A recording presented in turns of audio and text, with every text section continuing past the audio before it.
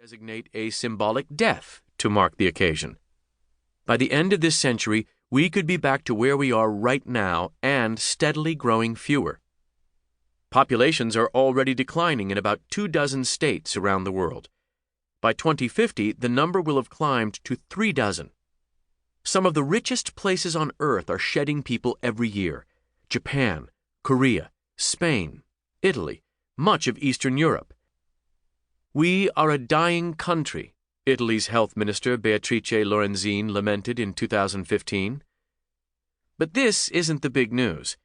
The big news is that the largest developing nations are also about to grow smaller, as their own fertility rates come down. China will begin losing people in a few years. By the middle of this century, Brazil and Indonesia will follow suit.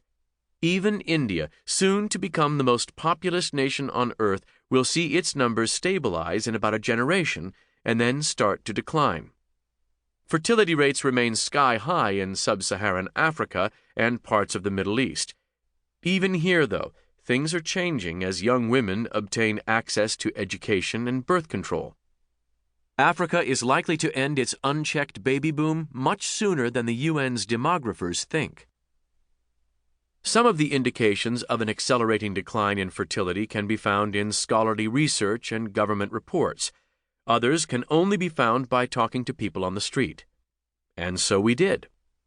To gather research for this book, we traveled to cities on 6 continents, to Brussels and Seoul, Nairobi and Sao Paulo, Mumbai and Beijing, Palm Springs and Canberra, and Vienna.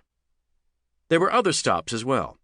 We talked to academics and public officials, but more important, we talked to young people on university campuses and at research institutes and in favelas and slums.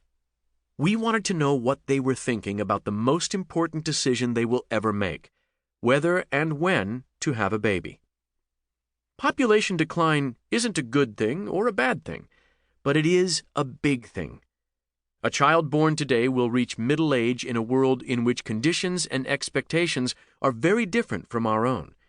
She will find the planet more urban, with less crime, environmentally healthier, but with many more old people.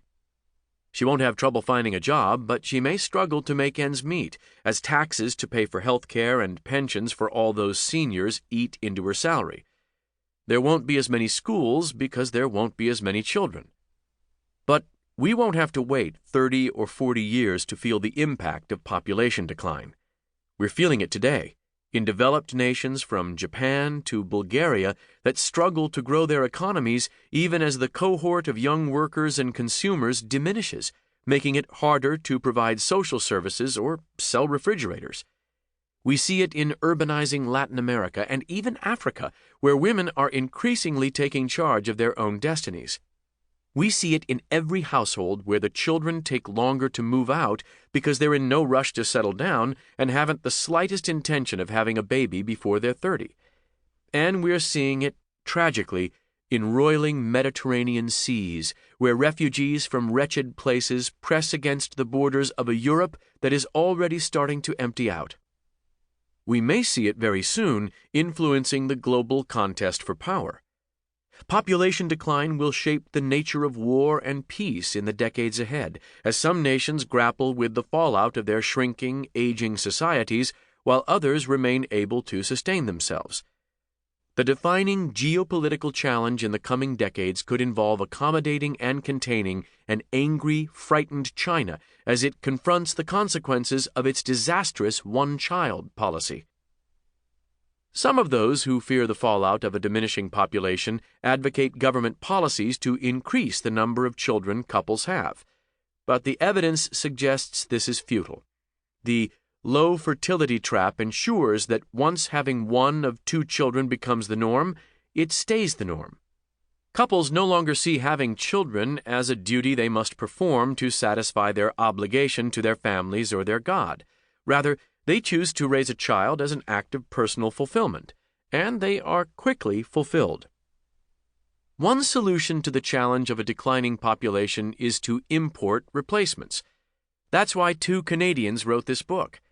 For decades now, Canada has brought in more people on a per capita basis than any other major developed nation, with little of the ethnic. To keep listening to this audiobook, I've left you a link in the description so you can do it, at no cost thanks to Audible's 30-day free trial.